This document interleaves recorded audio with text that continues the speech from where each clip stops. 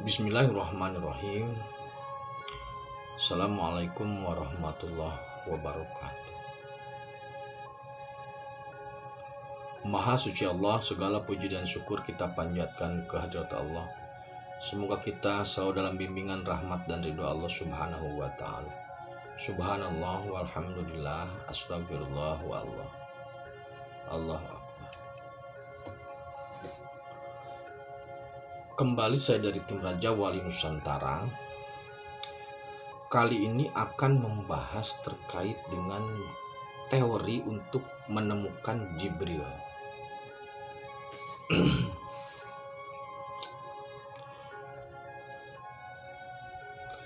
Pemahaman kita, bahkan saya sampai beberapa waktu yang lalu, bahwasanya Jibril itu adalah malaikat. Saat ini ternyata setelah banyak informasi terkait spirit,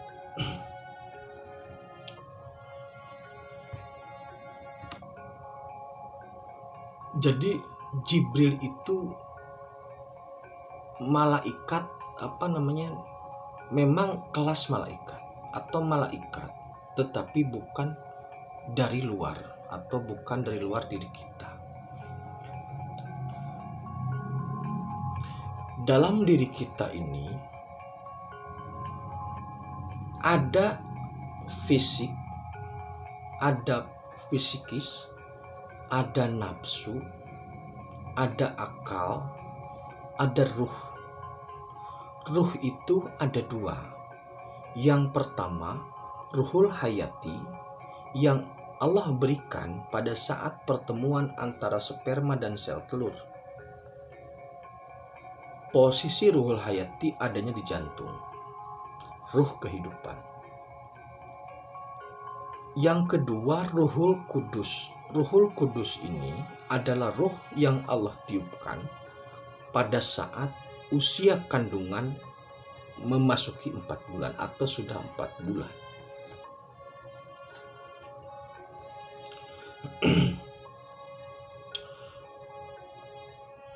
Dalam kisah terkait Jibril itu selalu kaitan eratnya dengan para nabi. Apakah semua para nabi punya Jibril? Jawabannya iya. Apakah kita bisa punya Jibril? Jawabannya bisa. Bagaimana polanya?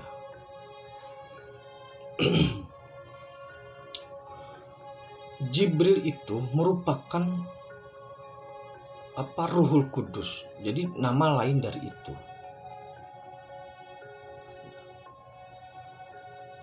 Jibril itu dibuat atau Jibril itu tersusun dari struktur cahaya yang ada dalam diri kita, atau Jibril itu merupakan Ruhul Kudus. Nama lain dari Ruhul Kudus atau Ruhul Amin yang sama-sama dari cahaya seperti halnya malaikat yang lain. Jadi yang membedakan begini. Kalau malaikat Malik, Raqib, Ridwan, Munkar, Nakir itu Allah ciptakan dari cahaya yang murni, bukan dari cahaya manusia. Ruhnya malaikat itu fasib, tidak memiliki kreativitas. Kalau sujud, dia akan sujud, tidak akan bangun.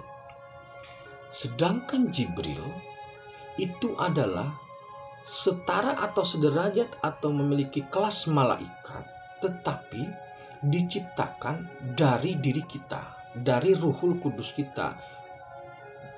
Jadi Jibril dan Ruhul Kudus sebenarnya sama, tapi dipecah gitu.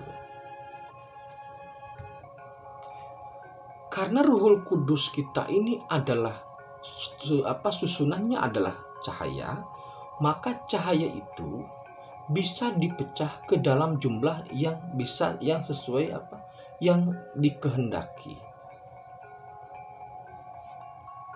Nah, Rasulullah Shallallahu Alaihi Wasallam itu memiliki Jibril yang tetap atau yang permanen.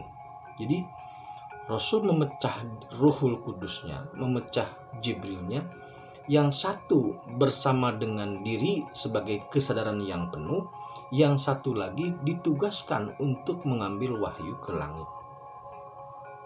Jadi yang mengantarkan wahyu, yang memberikan wahyu kepada Rasul itu sebenarnya adalah malaikat yang tercipta dari bagian dari Ruhul Kudusnya Nabi, bukan malaikat yang tercipta dari unsur yang lain, dari cahaya yang murni, bukan. Ini agak ribet ya, agak susah. Memang ini agak susah. Bagaimana cara menemukan atau cara membangun Jibril lah, cara menemukan Jibril bagaimana? Jadi begini, saudara.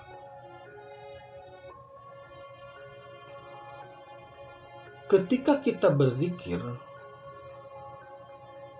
atau dalam bahasa lainnya lelaku, topo broto kalau kata orang Jawa, membunuh dirinya atau melepaskan ego dan sebagainya lah, seperti lelaku kebatinan lah, kurang lebih seperti itu. Ketika lelaku itu, ketika melaksanakan tarekat itu atau toriko itu, maka langkah nanti yang pertama itu kita akan dipertemukan dengan sosok yang sama seperti diri kita. Sosok itu yang pertama kali ditemui oleh kita ketika berzikir atau tirakat itu namanya Ruhul Hayati, bukan jin korin. Sekali lagi, yang pertama kali ditemui ketika tirakat itu adalah Ruhul Hayati, bukan jin korin. Ini yang menyesatkan di sini, hati-hati. Ruhul Hayati dan Ruhul Kudus itu merupakan sama-sama ruh tapi dari kelas ruh yang berbeda. Ruhul Hayati tidak memiliki tanggung jawab, hanya bekerja untuk kehidupan, sedangkan Ruhul Kudus memiliki tanggung jawab yang harus dominan. Nah, selanjutnya ketika dikir pertama, dikir raga, mulut lah, hati itu kan raga ya, hati juga raga.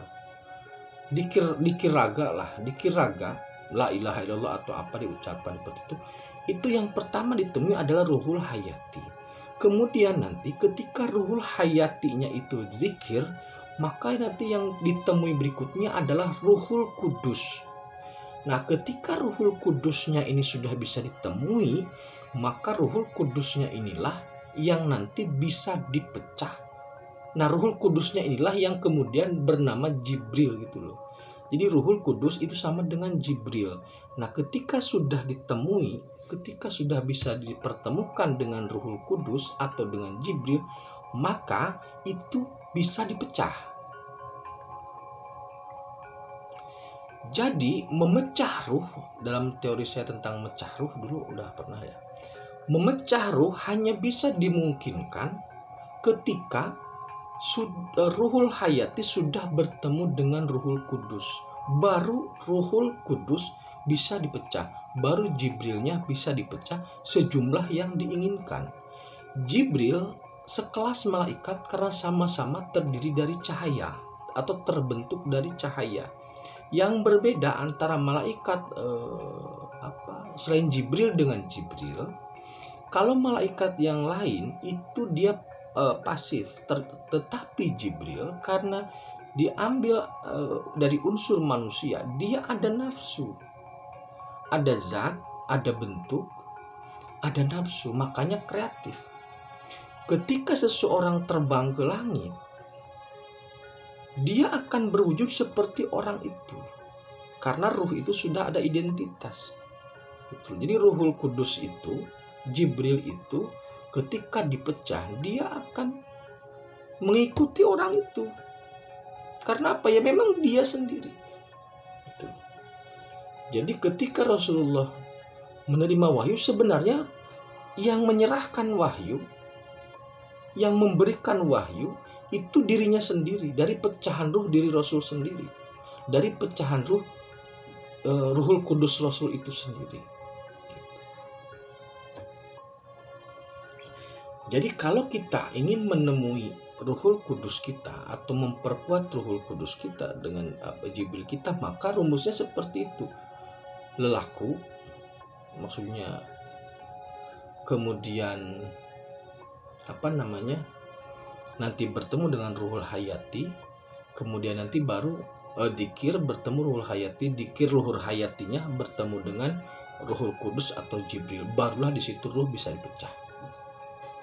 Nah, ketika ruh itu sudah dipecah, baru nanti masuk ke dalam teori bedah cahaya. Sebenarnya ke situ. Ketika Ruhul Kudus itu sudah bertemu dengan Ruhul Hayati, maka nanti Ruhul Kudus itu akan dapat mengontrol Ruhul Hayati, akan dapat mengontrol fisik, akan dapat melakukan teori bedah cahaya. Teori bedah cahaya yang dilakukan oleh Jibrilnya Rasulullah kepada diri Rasulullah itu bukan kiasan. Kenapa dikatakan kiasan? Karena tidak mampu mengecek. Tidak ada orang yang mampu mengecek dan mengkonfirmasi hal itu. Mungkin Anda juga baru mendengar sekarang ini. Itu asli begitu, teorinya begitu. Jadi ini teori sangat mahal sebenarnya. Jadi ketika Jibril sudah bisa kita temui, maka kita bisa mampu melakukan aktivitas cahaya. Kenapa cahaya? Karena Jibril cahaya, karena Ruhul Kudus dari cahaya. Yang tahu diri kita, yang tahu penyakit dalam diri kita, yang tahu organ-organ terkecil dalam diri kita, hanya diri kita, yaitu Ruhul Kudus itu. Jadi begitulah, kurang lebih seperti itu ya. Kalau Anda penasaran, harusnya apa ya? Ya belajarlah, belajar. Begitu. Itu terkait dengan Ruhul Kudus kita. Teori tips menemukan Jibril. Keren kan ya, tips menemukan Jibril. Demikian terkait dengan teori menemukan Jibril. Kalau sudah bertemu dengan Jibril, mau kemana juga lancar. Terima kasih, tetap tingkatkan iman dan amal soleh. Akhirul kalam. Assalamualaikum warahmatullahi wabarakatuh.